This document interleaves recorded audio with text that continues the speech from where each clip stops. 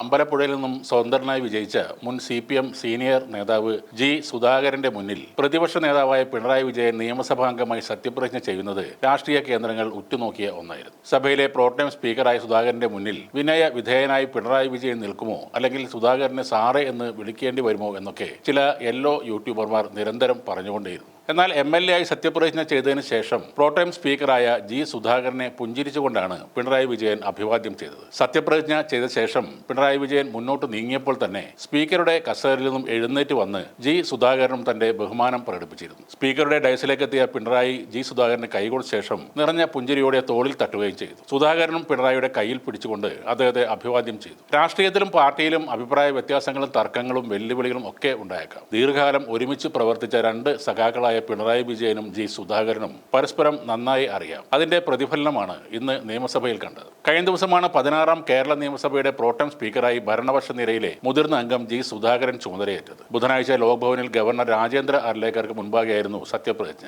CPM മുൻ നേതാവായ സുധാകരൻ ഇത്തവണ സത്യപ്രതിജ്ഞ ചെയ്യുന്ന ആദ്യത്തെ MLA കൂടിയായിരുന്നു. ജി സുധാകരന്റെ മുന്നിലാണല്ലോ പിണറായി വിജയൻ സത്യപ്രതിജ്ഞ ചെയ്യേണ്ടതെന്ന ചോദ്യത്തോട് കഴിഞ്ഞ ദിവസം സുധാകരൻ പ്രതികരിച്ചത് ഇങ്ങനെയായിരുന്നു: പിണറായി വിജയനെന്നോ മറ്റൊരാളെന്നോ എന്റെ മുൻപിലില്ല. MLA സത്യപ്രതിജ്ഞ ചെയ്യിക്കുക എന്നതാണ് പ്രോട്ടം സ്പീക്കറുടെ ജോലി. പിണറായി 2 തവണ മുഖ്യമന്ത്രിയായിരുന്നു. സർക്കാരിൽ ഞാനും അംഗമായിരുന്നു. എനിക്ക് ആരോടും ശത്രുതയില്ല. രാഷ്ട്രീയത്തിൽ വ്യക്തിപരമായ ശത്രുതയ്ക്ക് യാതൊരു സ്ഥാനവുമില്ല എന്നാണ് സുധാകരൻ പറഞ്ഞത്. തന്റെ അംഗത്വം പുതുക്കാതെ CPM-ൽ നിന്ന് പുറത്തു വന്ന് അമ്പലപ്പുഴയിൽ സ്വതന്ത്രനായി മത്സരിച്ചാണ് ജി സുധാകരൻ ഇത്തവണ നിയമസഭയിലേക്ക് എത്തുന്നത്. പ്രായപരിധി പറഞ്ഞ് നേതാക്കളെ മത്സരരംഗത്ത് നിന്ന് മാറ്റരുതെന്ന അഭിപ്രായക്കാരനായിരുന്നു സുധാകരൻ. പിണറായി വിജയന് ബാധകമല്ലാത്ത പ്രായപരിധി തനിക്കെങ്ങനെ ബാധകം ആകും എന്നായിരുന്നു അദ്ദേഹത്തിന്റെ ചോദ്യം. 75 വയസ്സായതിനാൽ കഴിഞ്ഞ പാർട്ടി സമ്മേളനത്തിൽ സംസ്ഥാന കമ്മിറ്റിയിൽ നിന്ന് ഒഴിവാക്കപ്പെട്ടു. അതോടെ ജില്ലാ കമ്മിറ്റി ഓഫീസിലെ ബ്രാഞ്ച് കമ്മിറ്റി അംഗം മാത്രമായി. ഒന്നാം പിണറായി സർക്കാരിലെ മികച്ച മന്ത്രി എന്ന പേര് നേടിയിട്ടും 2021 മത്സര രംഗത്തും മാറ്റി നിർത്തിയത് സുധാകരനെ ഏറെ നിരാശനാക്കിയിരുന്നു. അതേസമയം നിയമസഭയിൽ MLA-മാരുടെ സത്യപ്രതിജ്ഞയ്ക്കിടെ കൗതുകമുണർത്തുന്ന പല കാഴ്ചകളും ഉണ്ടായിരുന്നു. CPM വിട്ട്